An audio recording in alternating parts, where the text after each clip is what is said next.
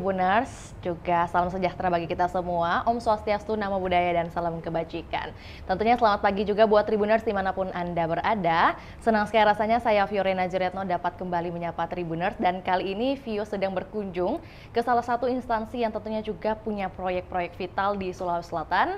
Dan lebih khusus lagi pada hari ini momentumnya tepat di tanggal 3 Desember 2024. Instansi ini tepat Hari Bakti 79 tahun Bakti PU Membangun Negeri untuk Rakyat. Dan tentunya sudah hadir bersama Vio di ruangan kali ini ada dua narasumber yang akan menemani kita berbincang dan juga membagi informasi-informasi penting tentang juga bagaimana peran-peran strategis yang sudah dilakukan dalam membangun proyek-proyek vital di Sulawesi Selatan. Sudah hadir bersama Vio ada Bapak Dr. Surya Dharma Hashim, STMT, selaku Kepala Balai Besar Wilayah Sungai Pompengan Jeneberang, dan juga sudah bersama kami ada Bapak Gunawan Suntoro, STMDM Meng, selaku Kabid atau Kepala Bidang Pelaksanaan Jaringan Pemanfaatan Air yang disingkat dengan PJPA dari Balai Besar Wilayah Sungai Pompengan Jeneberang. Langsung saja kita sapa narasumber kita di pagi hari ini. Selamat pagi, Pak. Pagi, Bu Vio. Baik, Assalamualaikum warahmatullahi wabarakatuh. Waalaikumsalam. Baik, kami juga mewakili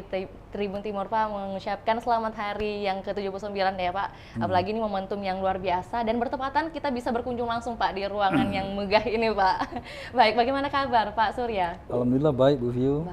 Baik ya, Pak. Baik. Tetap semangat, optimis di pagi hari ini hingga selesainya hari gitu ya. Oke. Kalau Pak Gunawan gimana, Pak? Alhamdulillah. Alhamdulillah baik juga, baik Pak. juga, Iya. ya. Mungkin walaupun di luar sedikit ada hujan gitu ya, tapi tidak mematahkan semangat. Mungkin mohon izin Pak Surya dan juga Pak Gunawan boleh menyapa Tribuners dulu yang sedang menyaksikan kita. Dimulai Pak Surya dulu, Pak, silakan.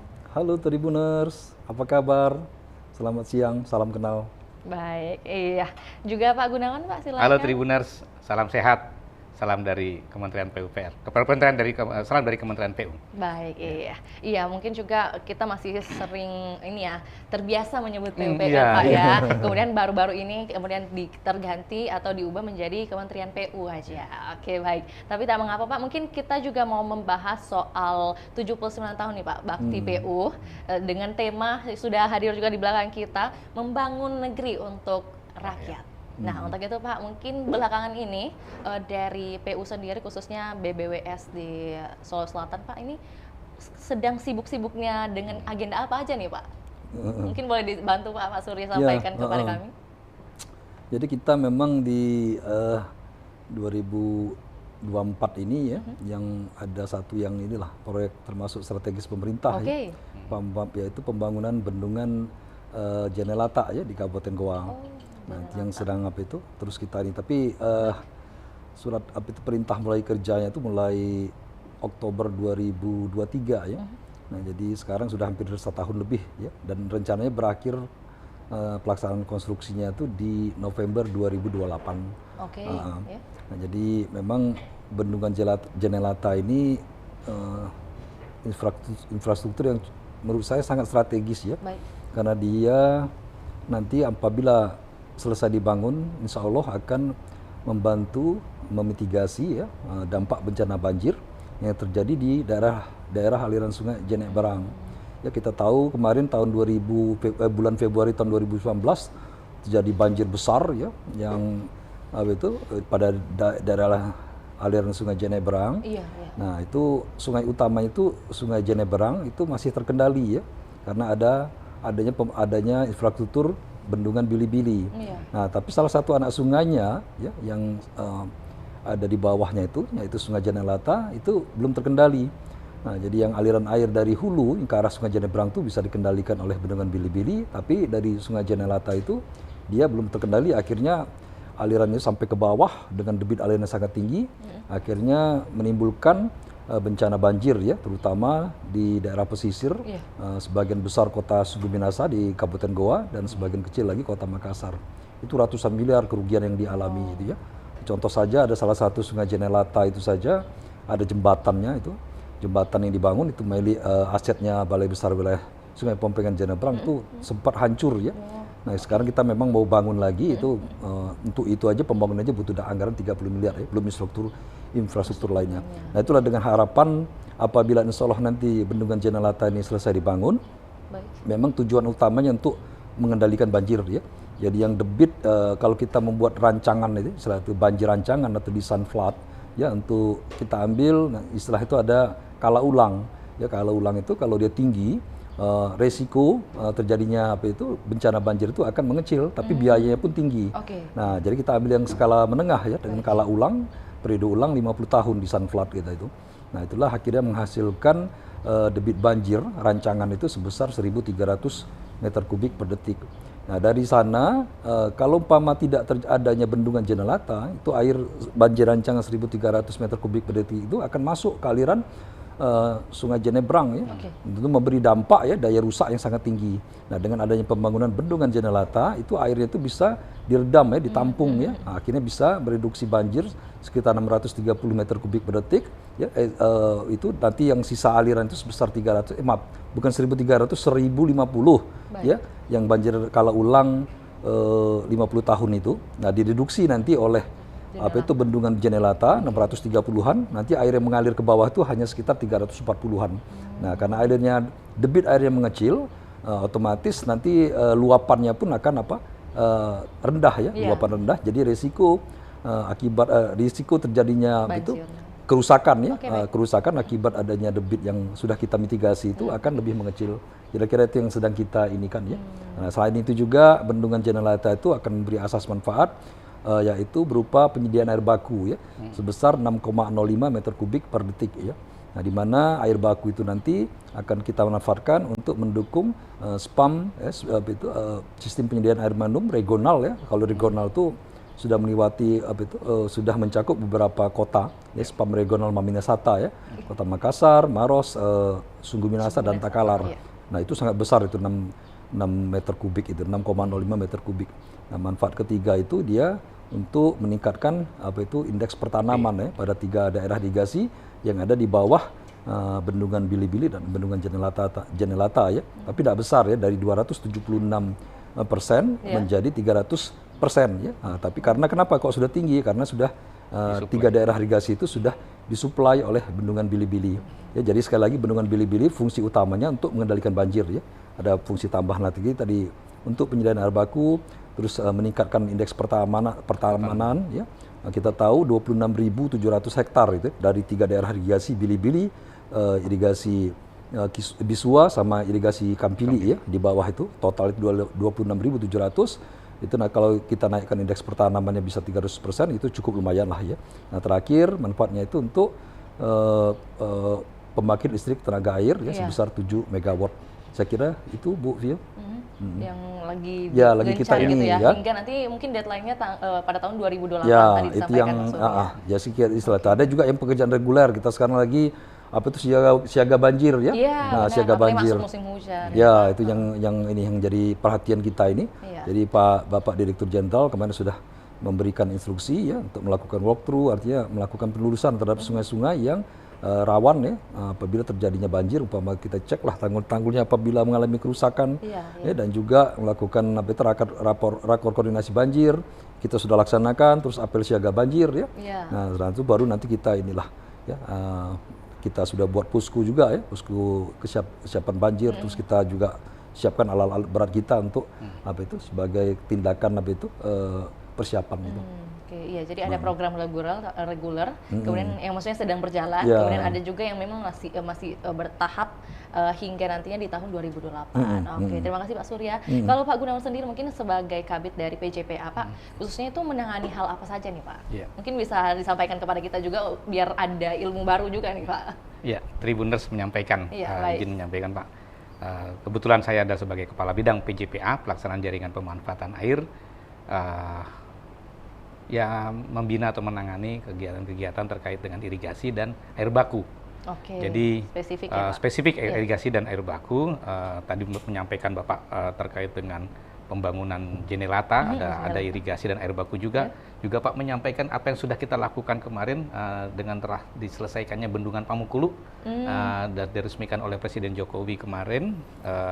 Itu bisa meningkatkan IP di daerah irigasi Pamukulu dengan adanya modernisasi juga di sana, air yang berada bendungan Pamukulu yang sudah diresmikan oleh Jokowi itu untuk meningkatkan IP pertanaman di daerah irigasi Pamukulu juga. IP itu indeks pertanaman tadi disampaikan oleh Bapak. Ya, Pak? Bukan, indeks pertanaman daerah irigasi Pamukulu meningkat, kemudian juga di sana juga untuk penanganan air baku di Kabupaten Takalar saja, tapi itu sudah bisa untuk meningkatkan irigasi di sana di Kabupaten Takalar. Kemudian juga terkait dengan saat ini program Pak Jokowi Pak ya, terkait dengan Astacita, kami dari Pak Prabowo, mohon maaf, Astacita dari Pak Presiden Prabowo untuk salah satunya adalah peningkatan ketahanan pangan dan ketahanan air. Di sana juga kami diminta berkoordinasi dengan Kementerian Pertanian untuk peningkatan swasembada pangan. Jadi saat ini kita berkoordinasi dengan Kementerian Pertanian, terutama di kabupaten yang berada di Pinrang, Sidrap, Wajo untuk swasembada pangan di daerah sana, dan kita memang ditargetkan cukup besar. Kemarin juga dengan adanya pembangunan bendungan, kemudian bendungan-bendungan existing dan juga dengan adanya rehabilitasi irigasi, kita bisa meningkatkan pertanaman di sana, Pak. Artinya dengan peningkatan indeks pertanaman itu akan meningkatkan pula luas area tanam, bukan luas area sawah, tapi luas tanamnya sehingga meningkat, dan produksi padi di sana diharapkan meningkat. Juga dengan berkolaborasi dengan Kementerian Pertanian khususnya di Provinsi Sulawesi Selatan ini ya, kita akan adanya optimalisasi lahan ya Pak ya, tapi kita berkolaborasi mana-mana saja yang bisa kita airi sawah-sawah atau area-area yang tidak bisa terjangkau oleh air, kita diminta mohon disupport air dari Kementerian PU, khususnya dari BBWS Pompengan Jenibirang. Mungkin seperti itu yang bisa kita. Berarti sudah ada daerah-daerah potensial yang sudah menjadi mind mapping ini? Sudah ada mappingnya dari Kementerian Pertanian. Kita berkolaborasi untuk menyuplai gitu ya Pak? Memverifikasi dan mensuplai air yang diminta oleh Kementerian Pertanian. Tapi kita tetap berkoordinasi dengan Kementerian Pertanian yang berada di Sulawesi Selatan.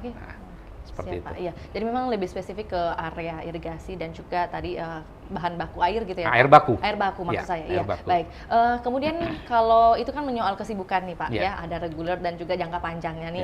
Ya. Kemudian kalau kita kembali ke tema dari Hari Bakti PU yang ke-79 ini, pemaknaan masing-masing mungkin bidang-bidang dari misalnya Pak Gunawan kan bidang PA nih.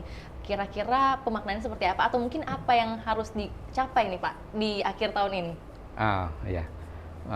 Tentunya kalau dari BBWS Pak ya, terkait dengan irigasi dan air baku ada beberapa pencapaian, dan memang apa yang kita bangun ini semua adalah untuk rakyat. Baik. Terutama di Provinsi Sulawesi Selatan, kita ada kegiatan-kegiatan yang saat ini bisa kita selesaikan, yaitu dengan air baku di Kabupaten Jeneponto, air baku dari bendungan Karaloe Pak.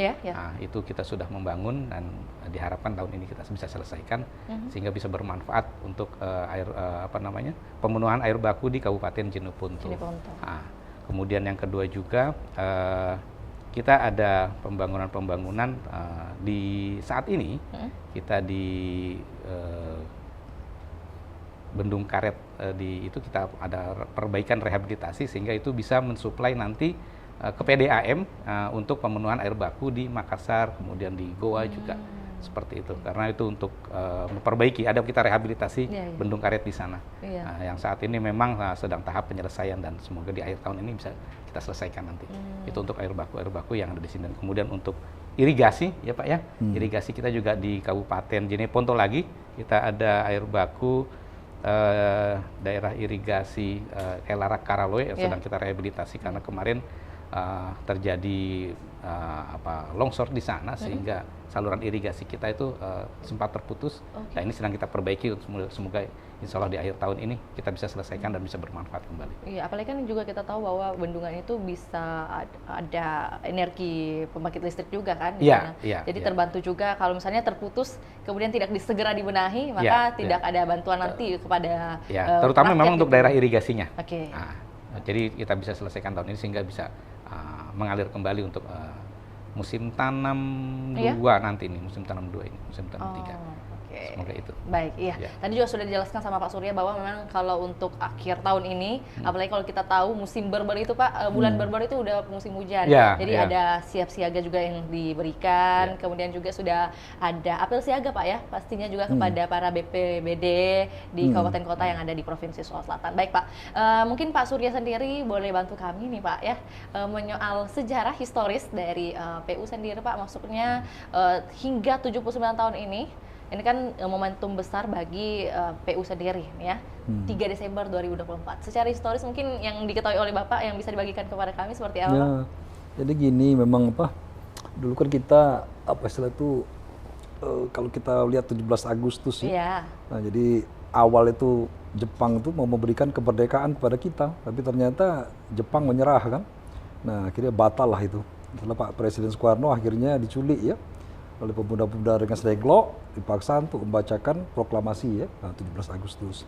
Nah, tapi setelah Jepang menyerah ya tentu saja sekutu ya, dalam hal ini Belanda tidak terima ya. Jadi mereka masuk lagi karena mereka pemenang perang. Mereka masuk bermaksud untuk melucuti Jepang, tapi dalam sisi lain mereka kembali pengen menguasai negara ini. Nah, akhirnya terjadi agresi militer Belanda pertama ya. Nah, di mana-mana diserang Indonesia termasuk di Bandung, kota Bandung. Nah, kebetulan di kota Bandung itu dulunya gedung yang sekarang namanya Gedung Sate itu sebagai kayak departemen PU pertama lah di situ ya. Nah, jadi waktu diserang Belanda ada pegawai PU di sana bertahan, mereka tidak mau menyerah. Nah, akhirnya mereka bertahan.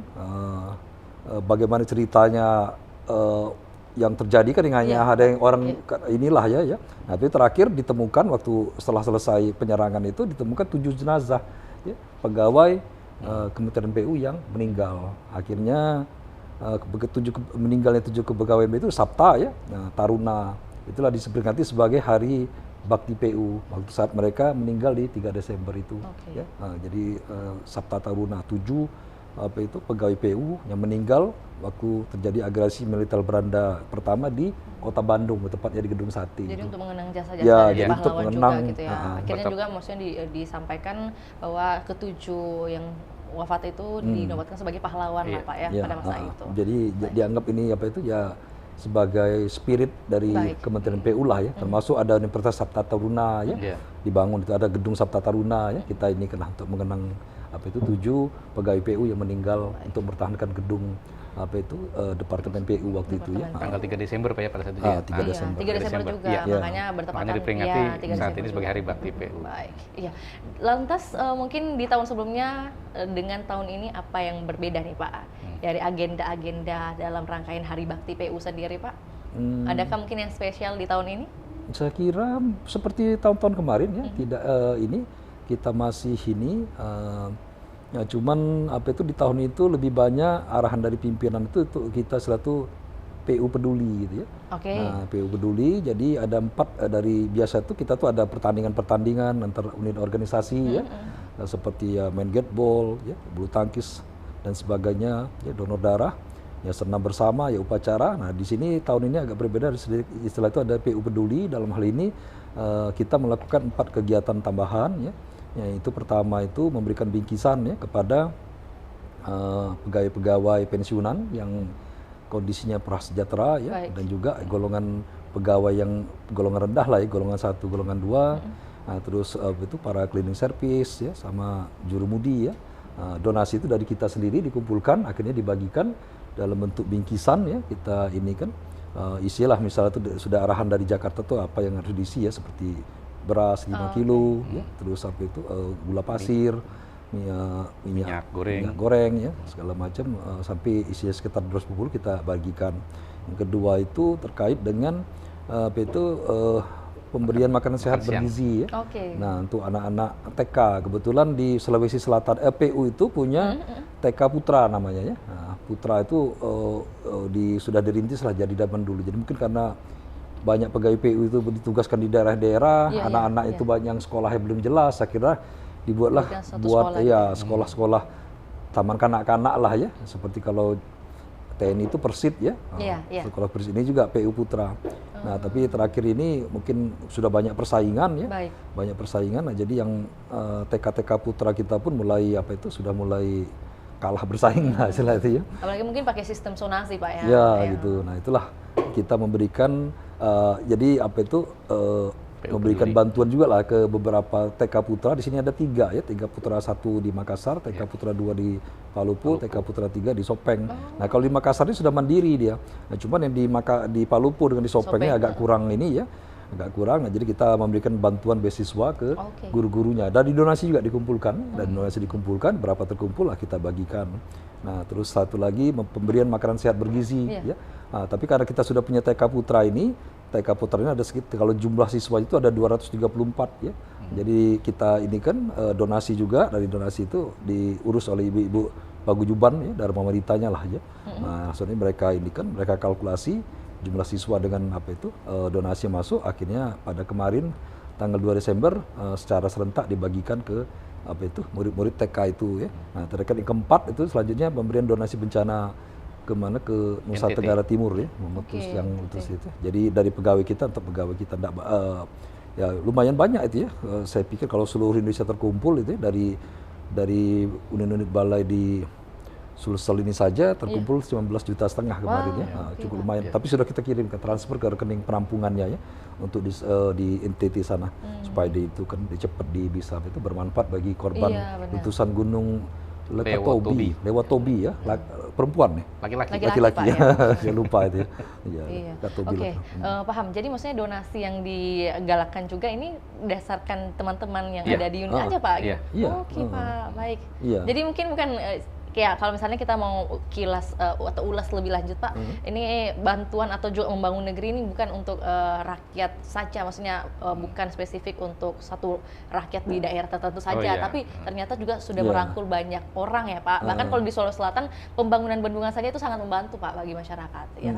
Ya, oke. Kemudian sinergitas antar unit Pak. Ini kan tadi disebutnya ada banyak unit Kak. Ada banyak unit yang bisa tergabung udah bisa mencapai 19 jutaan Pak bantuannya. Oke, berarti lantas bagaimana sinergitasnya, dan juga mungkin ada berapa unit Pak dalam satu PU ini, khususnya mungkin BBWS Pak? Ya, jadi di tiap provinsi itu jadi kita tuh ada masing-masing balai ya.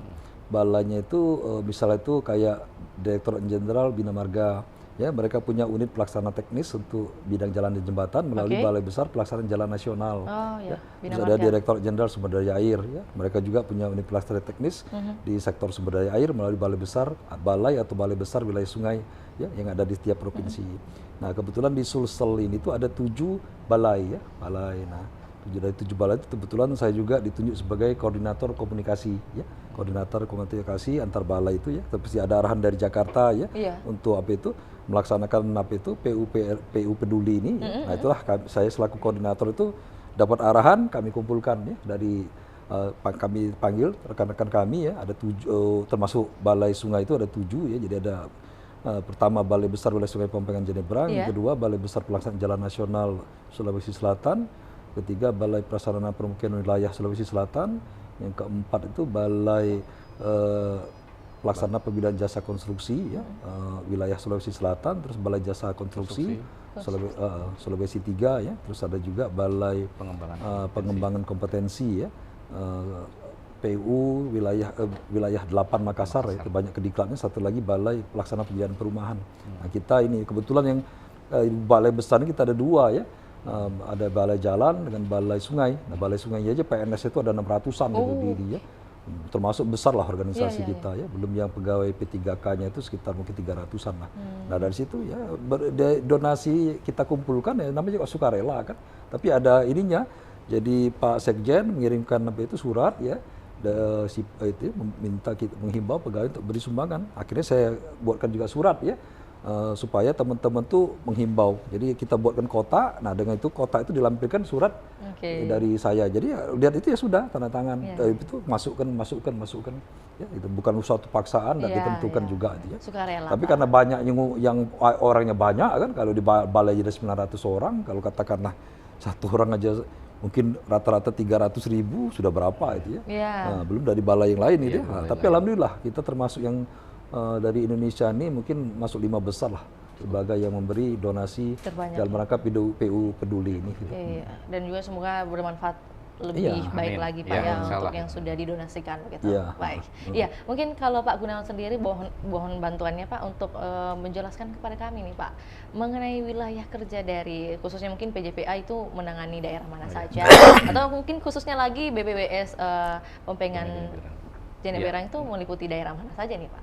Kalau BPWS sendiri ya, kebetulan kita kan tidak dibatasi oleh administrasi, tapi memang untuk di BPWS ini di Sulawesi Selatan ini kita dari ada 4 WS yang dari selatan sampai utara, atau yang dari Kabupaten Jeneponto, Selayar, kemudian Bulukumba, kemudian lagi merembet ke atas lagi ke daerah Luwu Timur, paling timur itu wilayah kerja di sana, sampai juga seluruh Sulawesi Selatan sebenarnya itu termasuk wilayah kerja di BPWS Pompengan Jeneberang sendiri.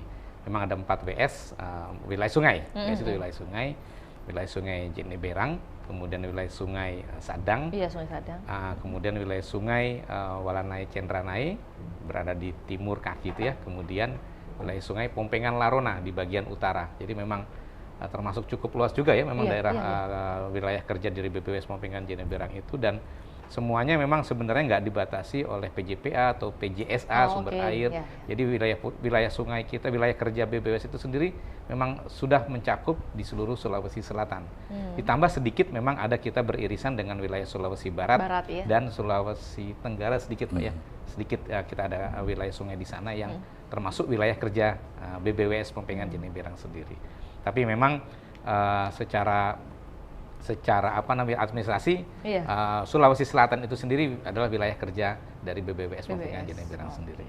Dengan cakupan yang begitu luas Pak, wilayah yang cukup luas ya, apalagi mungkin sudah tadi dikatakan berseberangan ya dengan Sulawesi Barat dan juga Tenggara. Lantas tantangan yang ditemui nih Pak, kita pengen tahu juga Pak, tantangan hingga saat ini kan dengan cakupan wilayah yang cukup luas, sangat luas bahkan, bukan cukup Pak ya, sangat luas, itu tantangan terbesarnya dari segi apa nih Pak? Mungkin dari Bapaknya. Kayaknya Pak Surya berpikir dulu Pak. Ya enggak, jadi enggak apa-apa, kita kan dalam organisasi, itu kan, bapak-bapak pemimpin kita dari dulu dan termasuk sekarang itu kan sudah menyusun konsep ya, tapi intinya itu ada istilah itu SITLACOM ya, survei, investigasi, design, land acquisition, construction, operation and maintenance. Nah jadi ada perencanaannya, pembebasan lahan, pelaksanaan konstruksi dan operasi dan pemeliharaan kalau PAMA sudah selesai dibangun. Nah dan juga dalam menyusun organisasi ini ya, terutama di Balai Besar Wilayah Sungai, kita saya selaku kepala balai itu dibantu oleh Kabid Keterpaduan Pembangunan Infrastruktur ya. Nah terus ada Kabid Pelaksanaan, ya, pelaksanaan itulah yang yang keterpaduan pembangunan infrastruktur itu banyak dalam hal banyak ke desainnya dia ya. Studi kegiatan itu. Jadi kalau katakanlah kita mau bangun bendungan itu sebelum dibangun itu tentu kan dilakukan survei, investigasi, desain kan, kalau sudah selesai baru dilakukan termasuk studi LARAP ya sama studi AMDAL ya. Nah kalau sudah selesai siap baru dilakukan pembebasan lahan. Nah itu baru masuk ke bagian pelaksanaan. Pelaksanaan itu pun karena besar itu dibagi dua ya. Bidang PJPA mengurusi kegiatan rawa, air tanah, air baku dan tambak. Sedangkan bidang PJSA itu mengurusi bidang sungai, pantai dan bendungan, danau. Nah itu jadi pelaksanaan itu dibagi dua ya. Nah selesai pelaksanaan itulah masuk ke bidang operasi dan pemeliharaan. Ya, jadi kalau kita bangun rumah tentu kan rumah itu kadang ada apa itu lampunya yang putus kan. Nah itu atau katakanlah kalau kita punya mobil itu kan selain harus dioperasikan dia perlu bensin gitu kan, perlu juru mudi. Nah itu kan bilang OP, operasi dan pemeliharaan. Kalau umpama secara berkala juga kita harus katakanlah untuk servis ya. Nah termasuk juga infrastruktur ini ya. Nah itu masuk ke bidang operasi dan pemeliharaan ya untuk diinikan ya. Nah, untuk pelaksanaannya pun ya tentu kita pecah-pecah lagi dengan adanya kepala satuan kerja ya. Ada kepala satuan kerja yang pelaksanaan ya. Ada yang air tanah air baku, ada kesatuan kerja di bidang operasi dan pemeliharaan, ada satuan kerja di bidang pelaksanaan jaringan pembuatan air, ada satuan kerja di bidang pelaksanaan jaringan sumber air gitu ya, yang mengurusi danau, bendungan, apa itu sungai dan pantai gitu ya. Jadi kalau misalnya tetap ada rehab tanggul sungai, nah itu teman-teman dari Satker PJSA yang turun di situ. Ada kerusakan jaringan daerah irigasi, itu teman-teman dari Satker PJPA yang turun ya, seperti yang jadi kita bagilah. Tetap ada kasus, ini istilah itu ya kalau istilah umum tuh anak kecil sakit ke dokter anak itu ya. Iya, iya. Kalau sakit jantung spesialis. Iya, ada job desk-nya masing-masing. Ada job masing-masing lah. Jadi ya. Nah, jadi apa itu ya, inilah kira-kira ya. Walaupun memang luas, menurut saya besar sekali luas wilayah kerja kita ini. Karena ada 4 wilayah sungai lagi ya yang harus kita kelola. 4 wilayah sungai itu dibuat untuk apa itu memudahkan kita dalam melakukan pengelolaan. One river, one plan, one management istilah itu ya. Kalau kita mengelola ada suatu daerah sungai ya. Satu sungai, satu perencanaan, satu one river, one sungai, plan, satu rencana, one management ya, satu perencanaan, satu pengelolaan gitu. Ya supaya tidak tumpang tindih itu dari hulu ke hilir gitu. Kira-kira seperti itu. Berarti tadi Pak Surya sendiri menjelaskan bahwa untuk penanganannya atau mungkin untuk bagaimana misalnya tadi ada permasalahan itu ada satu job desk tertentu misalnya tadi Bapak di bagian irigasi dan sebagainya. Berarti kendala terbesarnya adalah di anggaran dong Pak? Bisa dikatakan seperti itu? Ya, bisa dikatakan seperti itu. Karena luas, apalagi kan banyak job desk yang harus dilakukan begitu, banyak agenda prioritas. Oke. Dan untuk solusinya ketika ada tantangan bagaimana Pak? Apakah mungkin ada yang yang nanti mungkin tidak diprioritaskan dulu atau seperti apa? Jadi istilah itu kita tuh kan sudah ada dana reguler ya tahunan. Jadi istilah itu terutama di bidang operasi dan pemeliharaan itu kita ada anggaran hampir 400 miliar lah tiap tahun itu ya. Nah jadi termasuk umpama terjadi kejadian bencana itu ada anggaran tersimpan ya, sekitar 5 miliar itu untuk tanggap darurat bencana. Atau seperti kasus kemarin di bencana bulan Mei di Kabupaten Luwu. Nah kita datang ke sana. Selain itu juga punya peralatan-peralatan ya seperti ekskavator, kita ada sekitar 25 unit sampai 30 unit ya. Nah, terus ada juga itu bahan banjiran ya bisa kita gunakan gitu. Nah, jadi tetap ada kejadian bencana ya kita bisa punya anggaran yang bisa kita pakai, punya sumber daya manusia juga peralatan itu ya. Nah, tapi kalau memang untuk istilah itu kalau kita mengelola kayak dalam rencana pengelolaan sumber daya itu ada istilah itu skenario optimis ya. Skenario moderat sama skenario pesimis. Nah, skenario optimis itu jadi banyak sekali rencana yang akan kita lakukan dalam mengelola itu daerah aliran sungai kita ini ya. Banyak sekali dari 4 WS ini. Nah, tapi kalau uang kita tuh banyak, kita tidak pusing. Ya. Apa saja kita bisa ini kan ya. Mulai misalnya penanggulan sungai kita lakukan normalisasi, setelah itu kita buat tanggul, di atasnya kita buat bendungan, ya untuk mengendalikan aliran air di seluruh sungai-sungai di Sulawesi Selatan ini ya, seperti banjir yang sering terjadi di Sungai Rongkong, ya atau seperti di Sungai Masamba ya. Nah kalau dari situlah baru kita ini kena. Cuman permasalahan tuh kalau menurut saya di kondisi ekonomi kita ini menengah lah gitu, jadi tidak banyak anggaran yang bisa kita dapat ya. Otomatis yang kita laksanakan pun berdasarkan skala prioritas saja gitu ya. Nah, seperti yang sekarang ini ya bendungan Jenelata itu jadi prioritas. Kenapa? Karena wilayah sungai di Jenebrang ini masuk dalam kategori wilayah sungai strategis nasional. Ya, jadi itu lebih karena ibu kotanya Kota Makassar, ibu kotanya Sulawesi Selatan, jumlah penduduknya banyak, ya, dampak kerusakannya apabila terjadi banjir sangat tinggi. Nah, jadi itu yang lebih asas prioritas yang kita utamakan gitu.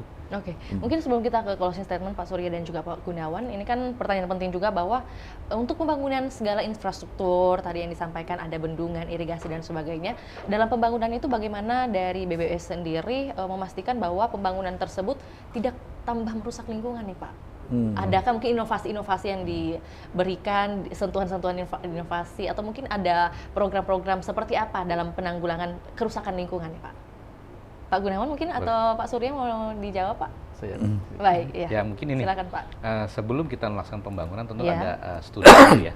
Nah, kemudian studi itu juga salah satunya adalah studi pengendalian lingkungan atau ya ada beberapa ya, salah satunya mungkin kalau proyek besar, pekerjaan besar itu ada studi AMDAL-nya dulu. Jadi kita merencanakan pembangunan juga merencanakan bagaimana untuk pengendalian lingkungannya. Nah, itu yang memang yang reguler yang kita lakukan adalah salah satunya adalah menyusun dulu dokumen AMDAL-nya. Salah satunya bendungan Jenelata tentu juga kita susun dokumen AMDAL-nya bagaimana untuk untuk pengerahan tenaga alat, peralatan, material, person atau orang, itu tentunya kita juga harus sudah planning di sana sehingga tidak menimbulkan, tentu ada dampaknya untuk lingkungan, tapi kita meminimalisir dampak yang terjadi ketika pembangunan itu berlangsung dengan Ya tentunya dengan metode-metode yang secara teknis kita bisa lakukan di sana, walaupun memang sebenarnya mungkin ada tantangan dan segala macam, tapi setidaknya itu adalah langkah yang sudah selayaknya kita ambil berdasarkan aturan yang ada, yaitu dengan melakukan studi AMDAL dan pemantauan pengendalian lingkungan itu sendiri pada saat pelaksanaan konstruksi itu berjalan. Itu yang memang kita lakukan seperti sesuai dengan aturan yang berlaku. Sesuai SOP gitu ya, Betul, Pak? SOP dan memang sudah ada aturannya sendiri, kita harus melakukan seperti itu. Berarti progres dalam perencanaan hingga pelaksanaan untuk Sungai Jenelata tadi, itu ada berapa lama nih Pak waktu yang dibutuhkan? Untuk sampai studi AMDAL. Iya, studi AMDAL. Studi AMDALnya memang susah. Bisa kalau untuk studinya sendiri bisa setahun lebih seperti itu. Tapi untuk pelaksanaannya, ya, Pak? Untuk pelaksanaannya tentu sampai pekerjaan itu selesai. Oh, iya. Ya kan biasanya ada dalam satu proyek itu ada estimasinya, Pak. Iya. Kalau pelaksanaan selesainya kan 2028 Pak tadi. Ya. 2028. Ya, berarti saat ini tengah direncanakan atau sudah berjalan? Sudah berjalan. Oke, berarti sudah dari tahun-tahun sebelumnya dalam studi AMDAL tadi, Pak. Iya. Ya? Baik. Sebelum dibangun harus ada ini. Sudah ada sebelum pelaksanaan ya Pak, sudah ada itunya sudah studinya. Suratnya dokumen AMDAL-nya sudah disahkan sebagai syarat untuk membangun. Oke, siap Pak. Sebagai closing statement kita Pak, tentunya mungkin ada pesan-pesan atau imbauan yang mau disampaikan, atau juga mungkin harapan nih Pak terkait Kementerian PU nih ke depannya seperti apa, dan juga bagaimana kebermanfaatannya untuk banyak rakyat nih Pak. Iya. Dimulai dari Pak. Bapak dulu. Oke, Pak Surya aja katanya Pak. Ya baik. Jadi istilahnya itu di Sulawesi Selatan ini saya sudah banyak keliling. Nah, jadi dari catatan historis ini, banjir ini bukan lagi mungkin dulunya 20 tahun sekali, ya, 10 tahun sekali, terus mendekat malah 5 tahun sekali. Ini sekarang hampir tiap tahun. Nah, mengapa pertanyaannya? Iya, benar. Ya, mengapa pertanyaan itu? Nah itu, jadi kalau kita perhatikan itu dari masyarakat sendiri dan pemerintah daerah kurang bisa melakukan tindakan pencegahan ya, terhadap kerusakan daerah-daerah tangkapan hujan ya, daerah-daerah terutama di bagian hulu ya. Nah, disitulah yang menyebabkan tutupan lahan pada areal di bagian atas itu menjadi berubah ya. Dulunya dia pepohonan ditebang ya, terus mana lagi tanahnya itu banyak yang loose ya, lepas gitu ya. Jadi terkena air hujan itu mengakibatkan erosi lahan. Nah, erosi lahan dia masuk ke dalam sungai. Nah, ini bukan hanya sekedar teori, tapi sudah kenyataan. Sudah kenyataan terjadi. Hampir terjadi di seluruh sungai-sungai di Sulawesi Selatan. Nah, erosi lahan itu masuk ke badan sungai, akibatnya menimbulkan pendangkalan di badan sungai. Ya. Kalau dia di daerah pegunungan itu tidak terasa, kan? Itu kan itu terjal itunya ya, kemiringan sungainya. Tapi sedimen itu akhirnya terbawa ke bagian hilir. Ya, nah ke bagian hilir dia mengendap. Nah, mengendap di situlah akibatnya menimbulkan pendangkalan sungai. Nah, pendangkalan sungai akibatnya apa? Jadi kapasitas tampung sungai itu untuk menampung air menjadi kecil. Nah, ditambah lagi, jadi sudah itunya tersedimentasi, air yang hujan itu langsung cepat ya surface runoff istilahnya. Lain kalau dia tuh ditutupi oleh pepohonan semak belukar, air-air itu bisa meresap ya ke dalam tanah. Ya, nah, sekarang enggak, langsung cepat sekali mengalir dari mana? Dari lahan ke sungai. Nah, sudah sungainya pendangkalan, air surface runoff ya, surface runoff yang dari lahan itu makin banyak, makin cepat, akhirnya terjadilah luapan banjir. Nah, ini jadi kalau tiap kepala datang ke tempat saya tuh ya, nanyakan, Pak, tolong Pak, ini denormalisasi, kami ini segala macam. Saya selalu ngasih mereka tuh pandangan, tolong Pak, imbau ke masyarakat itu, Bapak juga harus turun. Percuma kita melakukan normalisasi, percuma kita melakukan pengerukan kalau daerah tangkapan hujan itu tidak dia lakukan pembenahan.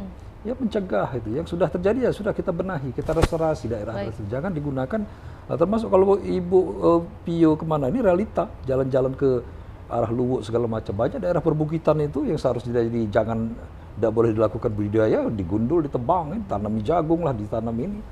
Ya mungkin untuk sebagian masyarakat itu menguntungkan mereka. Mungkin masyarakat bukan menguntungkan ya untuk memenuhi kebutuhan hidup, tapi kan tidak boleh, itu dampaknya kan merusak lingkungan. Rusak lingkungan itu efek yang terjadi. Jadi susah sekali. Ya, itu yang harus terpadu dan menyeluruh pengelolaannya itu. Kita lakukan pembenahan, tapi juga kita lakukan restorasi daerah dan sungai. Itu harus melibatkan Pemda dan memberikan sosialisasi, edukasi ya ke masyarakat. Itu lebih baik kalau misalnya dari tingkat mereka sekolah sudah diajarkan ya dampak-dampak dari penggundulan hutan itu. Jadi harus diperdalam, betul-betul dikasih mungkin jam itu lebih banyak ya. Dijelaskan foto-foto akibat itu banjir bandang yang memberikan dampak kerusakan ya. Nah, jadi mungkin insya Allah generasi berikutnya itu karena mereka sudah mendapatkan edukasi itu bisa memitigasi ya, mencegah dampak yang timbul akibat bencana banjir itu. Di dalam hal ini Pak Surya mungkin merekomendasikan ya bahwa edukasi atau mungkin pengetahuan ini bisa jadi mata pelajaran gitu ya Pak dalam kurikulum gitu. Oke. Ya karena maksudnya tadi kalau misalnya semua diserahkan kepada PU dalam hal ini BBWS, pastinya tadi setiap ada kepala yang datang pasti sama terus ya Pak pernyataannya. Itu ditanyakan dulu bagaimana keadaan di sana, apakah mungkin ada penanaman budidaya dan sebagainya seperti itu. Tapi alhamdulillah mereka ini sampai ngomong Pak percuma Pak ya. 100 miliar pun kita kucurkan ini tidak akan selesai. Kenapa? Kita gali, kita normalisasi sungainya. Dalamnya itu datang lagi sedimen dari hulu itu, mengendap lagi. Nah itu kan sedimen dari hulu itu kan dia bergerak terus ke bawah itu. Jadi yang tidak boleh dilakukan masyarakat adalah kenapa? Jadi yang tidak boleh dilakukan oleh masyarakat. Jadi harus terpadu gitu ya. Masyarakat itu kan dia pengen tentu memenuhi kebutuhan hidup ya. Nah karena tetap dilihatnya mungkin bukit itu wah ini kosong gitu kan. Dia tebangi ya, terus dia tanam jagung atau tanam apalah gitu ya. Merica kalau di mana di daerah Sadang itu, Sungai Sadang itu. Nah tapi secara ekonomi menguntungkan di satu sisi. Tapi ya secara kerusakan lingkungan, gitu ya. Nah itu akan memberikan dampak yang tidak bagus gitu ya. Nah, coba lihat Sungai Sadang itu. Saya pernah lihat PLT Bakar itu penuh dengan sedimen. Rusak sekali sudah ada darahan sungai kita ini. Jadi itulah terpaksa menurut saya itu harus terpadu dan menyeluruh ya. Bukan hanya ya pemerintah, ya politikus juga itu kan. Karena masyarakat kita ini kan mengadu ke anggota dewan, gitu kan. Jadi harus terpadu. Ya, Pak. Dan anggota DPRD pun sering datang ke kami. Ya menyuarakan hati masyarakat yang kebanjiran segala macam. Selalu saya sampaikan. Saya jelaskan ini dampak-dampak ini. Jadi percuma. Jadi sekali lagi harus diberi kesadaran adalah masyarakat itu sendiri, Pak. Dan DPRD juga harus ini memberi itu edukasi ke mereka. Kamu jangan ini itu kok tebang-tebang pohon itu segala macam. Jangan istilah itu kita boleh berpihak pada masyarakat, tapi kita juga harus memberikan edukasi. Ya, jangan wah ini aspirasi masyarakat. Ya saya bilang Pak 100 miliar pun kita itu habiskan anggaran tidak selesai masalah ini. Baik, berarti saya sudah dapat nih Pak, tantangan terbesarnya ada di mana? Dan tadi pertanyaan saya seperti itu Kak, tantangan terbesarnya di mana? Apakah anggaran? Tapi mungkin setelah pernyataan terakhir Bapak, akhirnya saya punya pandangan bahwa yang akan dikembalikan kepada masyarakat itu sendiri. Oke, baik. Kalau Pak Gunawan sendiri Pak, mungkin ada pesan juga yang disampaikan. Kalau tadi Pak Surya sudah bagaimana menyampaikan fenomena yang terjadi Pak ya. Kalau Pak Gunawan kira-kira seperti apa? Sejalan dengan apa yang disampaikan oleh Pak Kepala Balai, kita membangun besar-besar gitu kan, mahal dan dengan biaya yang tidak sedikit. Tapi kalau tidak kita bersama-sama memelihara, jadi yang memelihara itu bukan hanya Kementerian PU atau BBWS saja, tapi dari pemerintah pusat, pemerintah daerah, dan yang paling utama adalah masyarakat untuk memelihara bangunan-bangunan infrastruktur yang sudah kita bangun. Jadi dengan seperti itu, memelihara itu bukan hanya tugas BBWS saja, bukan hanya tugas Kementerian PU saja, tapi kita semua masyarakat, pemerintah pusat, pemerintah daerah, dan masyarakat semua untuk memelihara infrastruktur yang sudah dibangun sehingga masih bisa berfungsi sampai jangka panjang. Kalau kita hanya dari pemerintah saja yang memelihara, tentu nggak akan panjang. Tapi jika semua unsur terutama masyarakat mempunyai jiwa, oh ini adalah milik kita bersama dan dipelihara bersama, nah tentunya itu bisa bangunan itu, infrastruktur itu bisa jangka panjang. Seperti itu yang disampaikan. Jadi mungkin secara singkat adalah bagaimana infrastruktur itu dibangun untuk masyarakat, kemudian harus juga dikelola, dijaga, dilindungi oleh masyarakat agar jangka panjangnya itu dirasakan oleh masyarakat itu sendiri juga. Oke, baik, terima kasih Pak Surya dan juga Pak Gunawan. Mungkin masih ada yang mau disampaikan Pak? Cukup, enough. Oke, baik. Terima kasih Pak. Sehat sukses selalu Pak. Terima kasih atas waktunya Pak. Ya semoga juga ada diskusi lanjutan yang bisa kita bahas begitu ya di kemudian hari. Baik. Terima kasih juga buat Tribuners yang hingga saat ini menyaksikan program hari ini, dan tentunya jangan lupa saksikan program lainnya. Semoga informasi yang kami bagikan ini bisa menjadi edukasi dan juga reminder bagi kita semua. Akhir kata, saya Fiorina Jiretno mewakili Pak Surya dan juga Pak Gunawan pamit undur diri. Selamat siang dan sampai jumpa. Assalamualaikum.